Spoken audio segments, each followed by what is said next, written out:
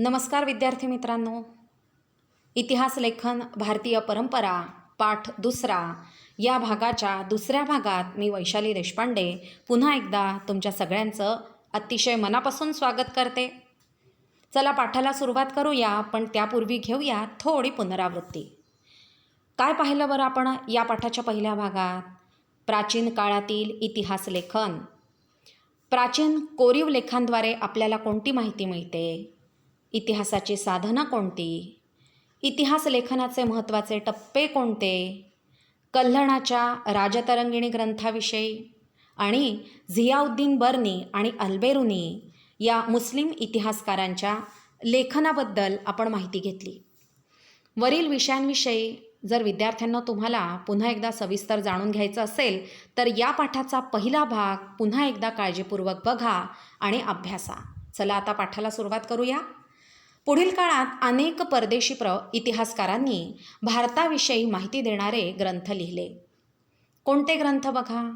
हसन निझामी याचा ताजुल मासीर, मिन्हाज ई सिराज याचा तबाकत ई नासिरी, ह्याया बिन अहमद सरहिंदी याचा तारीख ई मुबारक शाही, तैमूरलंग याचं आत्मचरित्र, त्याचं नाव आहे तुझुक ई तिमुरी. आणि विद्यार्थ्यांनो, अमीर खुसरो या इतिहासकारांनी सुद्धा पुष्कळ लेखन केलेलं आहे बरं का. ह्या सगळ्या परदेशी इतिहासकारांच्या लेखनातून आपल्याला आपल्या भारतातील मध्ययुगीन कालखंडासंबंधीची अतिशय महत्त्वाची माहिती मिळते. परीक्षेत आपल्याला संकल्पनाचित्र पूर्ण करा यावर 2 मार्काचा प्रश्न येतो. तेव्हा इतिहासकार, त्यांचे पुस्तक, त्यांच्या लेखनाचा हेतू, त्यात कशाचं वर्णन केलं आहे, ह्या सगळ्या गोष्टींची सविस्तर माहिती आपला पाठ वारंवार वाचायचा आहे आणि अभ्यासायची आहे. आता बघूया आपण परदेशी प्रवाशांचं लेखन. काही परदेशी प्रवाशांनी सुद्धा लिहून ठेवलेले वृत्तांत भारताच्या इतिहासाची अतिशय महत्त्वाची साधनं म्हणून ओळखली जातात. कोणते हे परदेशी प्रवासी? Ibn Battuta, Abdul Razzaq, Marco Polo, Niccolo Conti, Barbosa आणि डॉमिंगो स्पेस. ह्या सगळ्यांच्या लेखनातून आपल्याला मध्ययुगीन भारतासंबंधीची ऐतिहासिक माहिती मिळते. आपल्याला जर इब्न बतुताविषयी जाणून घ्यायचं असेल तर बघा, हा मोरोक्कोमध्ये याचा जन्म झाला आहे 1369मध्ये. मुहम्मद इब्न बतुता हा मध्ययुगीन प्रवासी होता. त्याला जगातील एक महान प्रवासी म्हणून पण ओळखलं जातं. तो त्याच्या अफाट प्रवासासाठी ओळखला जातो, ज्याचे काही तपशील त्यांनी त्याच्याच प्रवास ह्या पुस्तकामध्ये प्रकाशित झालेले आहेत. मध्ययुगीन इतिहासाच्या अभ्यासासाठी विद्यार्थ्यांनो आजही हे पुस्तक प्रमाण म्हणून मानलं जातं बरं का. 30 वर्षांच्या प्रदीर्घ काळात त्याने उत्तर आफ्रिका, आफ्रिकेचे शिंग, मध्य पूर्व, दक्षिण आशिया, मध्य आशिया, आग्नेय आशिया, चीन या प्रांतांमधून प्रवास केला होता. त्या काळात त्याने जवळजवळ 75,000 मैलांचा प्रवास केला आणि याच काळात तो आपल्या भारतामध्ये सुद्धा प्रवास करत आलेला होता. आता बघायचे आहेत आपल्याला बादशहा औरंगजेबाच्या काळातील इतिहासकार. ईश्वरदास नागर, भीमसेन सक्सेना, खाफी खान आणि निकोलाय मनुची. मुघल काळातील इतिहास समजून घेण्यासाठी ह्या सगळ्या इतिहासकारांचं लेखन अत्यंत महत्त्वाचं मानलं जातं. विद्यार्थ्यांनो, आत्ता आपण बरीच नावं बघितली, बरेच इतिहासकार बघितले. आपल्याला संकल्पनाचित्र पूर्ण करा, चुकीची जोडी ओळखा, या 1-1, 2-2 मार्कांसाठी ही अतिशय महत्त्वाची माहिती आहे. ह्या प्रश्नाच्या तयारीसाठी, ही नावं लक्षात ठेवण्यासाठी आपल्या पाठाचं वारंवार वाचन करा, कारण आपल्याला 1-1 गुणांची सुद्धा अतिशय चांगल्या प्रकारे तयारी करायची आहे बरं का. आता बघूया मुघल बादशहांच्या दरबारातील इतिहासकारांच्या लेखनाचे वैशिष्ट्य आणि पैलू. काय विषय होते बघा त्यांच्या लेखनात? राज्यकर्त्यांची स्तुती. त्यानंतर ज्यांची स्तुती केली त्यांच्याबद्दल त्यांना निष्ठासुद्धा दिसून येते त्यांच्या लेखनातून. शिवाय राज्यकर्त्यांचं वर्णन करताना त्यांनी गद्य तर वापरलेच, पण त्याबरोबर समर्पक पद्य उतारेसुद्धा वापरले. आणि गद्य पद्य यांच्या वापराबरोबरच आपलं लेखन आकर्षक आणि प्रभावशाली व्हावं यासाठी त्यांनी त्यात अतिशय सुंदर चित्रांचा अंतर्भावसुद्धा केलेला आहे. आता आपण बघणार आहोत मुघल साम्राज्याचा संस्थापक बाबर याचं आत्मचरित्रपर पुस्तक आहे तुझुक-ई बाबरी. काय लिहिलं आहे बरं ह्या पुस्तकात? तर बाबराला कराव्या लागलेल्या युद्धांची वर्णनं त्यांनी ह्या पुस्तकामध्ये लिहिलेली आहेत. शिवाय त्याच्याबरोबरीनं त्यानं प्रवास केलेल्या प्रदेशांची आणि शहरांची वर्णनं पण त्यांनी लिहिली आहेत. बरं, नुसतीच वर्णनं नाही तर त्या वर्णनात त्यांनी काय लिहिलं आहे, तर त्या शहरांची स्थानिक अर्थव्यवस्था कशी होती, तिथले रीतिरिवाज, तिथे वनस्पती कोणत्या प्रकारची आहे याची अतिशय बारकाईनं केलेली निरीक्षणं बाबर यांनी तुझुक-ई बाबरी याच्या आत्मचरित्रपर पुस्तकामध्ये लिहून ठेवलेले आहेत. यावर आपल्याला 2 गुणांचा प्रश्न येतो की मुघल सम्राट बाबर याच्या आत्मचरित्रात कोणत्या बाबींचा समावेश आहे.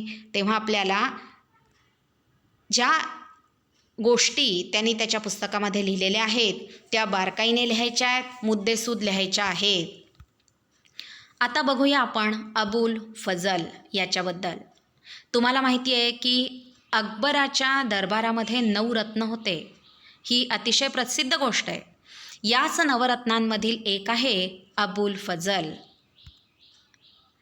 अबुल फजल ह्याचे अकबरनामा हा ग्रंथ प्रसिद्ध आहे.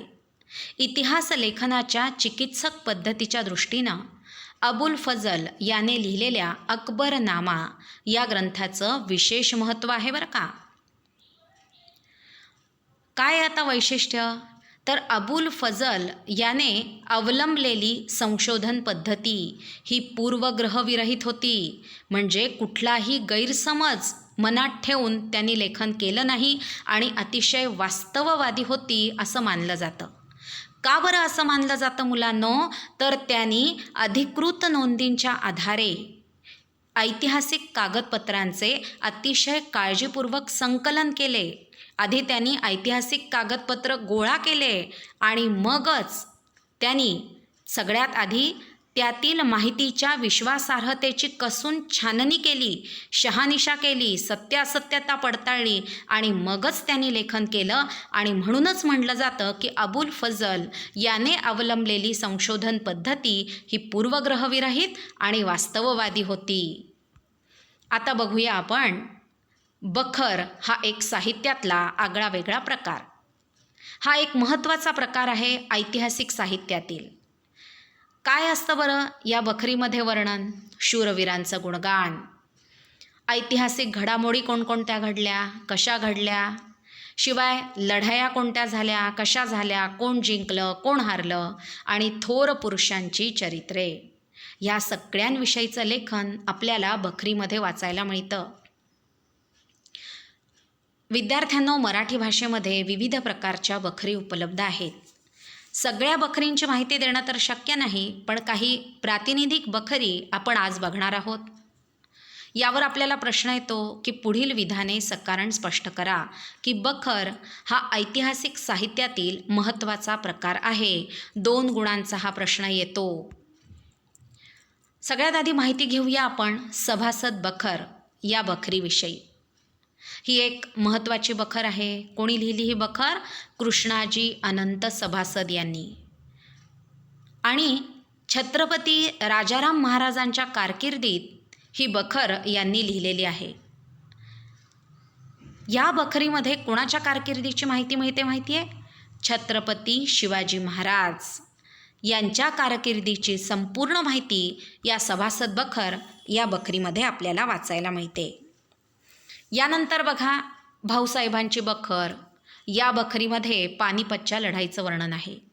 याच विषयावर आधारित पानिपतची बखर अशी एक स्वतंत्र बखरसुद्धा आहे. मुलांनो, उत्तर भारतात पानिपत इथे ज्या अनेक लढाया झाल्या त्या सगळ्यांचं वर्णन या बखरींमध्ये केलेलं आपल्याला दिसून येतं. बघा, भाऊसाहेबांची बखर, पानिपतची बखर. यानंतर होळकरांची कैफियत. या बखरीमधून सुद्धा आपल्याला होळकरांचे घराणे समजते आणि त्यांचं योगदानसुद्धा समजतं. होळकरांच्या घराण्याचा संपूर्ण इतिहास साद्यंतपणे, विद्यार्थ्यांनो साद्यंतपणे म्हणजे काय? स अद्य अंत म्हणजे सुरुवातीपासून ते शेवटपर्यंत होळकरांच्या घराण्याचा इतिहास सांगणारी ही बखर आहे. याचं नाव होळकरांची कैफियत हे योग्य वाटते. होळकर घराण्याने एक महान इतिहास घडवलेला आहे. मल्हारराव होळकर, अहिल्याबाई होळकर यांची नावं इतिहासामध्ये अजरामर आहेत. त्यांचा इतिहासकार, त्यांचाच इतिहास बखरकार शब्दबद्ध करतो. बखरींचे प्रकार कोणते आहेत बघा. चरित्रात्मक बखर, की एखाद्या व्यक्तीचं चरित्र त्यामध्ये लिहिलेलं दिसतं. वंशानुचरित्रात्मक बखर, वंशावळ लिहिलेली आहे आणि त्यातील महान व्यक्तींचं चरित्रसुद्धा त्याच्यामध्ये आहे. प्रसंगवर्णनात्मक बखर, पंथीय बखर, आत्मचरित्रपर बखर, कैफियत आणि पौराणिक आणि राजनीतीपर बखर हे अनेक बखरींचे प्रकार आपल्याला बघायला मिळतात. विद्यार्थ्यांनो, इतिहास लेखन भारतीय परंपरा या पाठाचा दुसरा भाग आपण इथेच थांबवणार आहोत. लवकरच तिसरा भागसुद्धा घेऊन येत आहे. तोपर्यंत माझ्या या चॅनलला लाईक, शेअर, कमेंट आणि सबस्क्राईब नक्कीच करणार आहात. पुन्हा लवकरच भेटूया. धन्यवाद.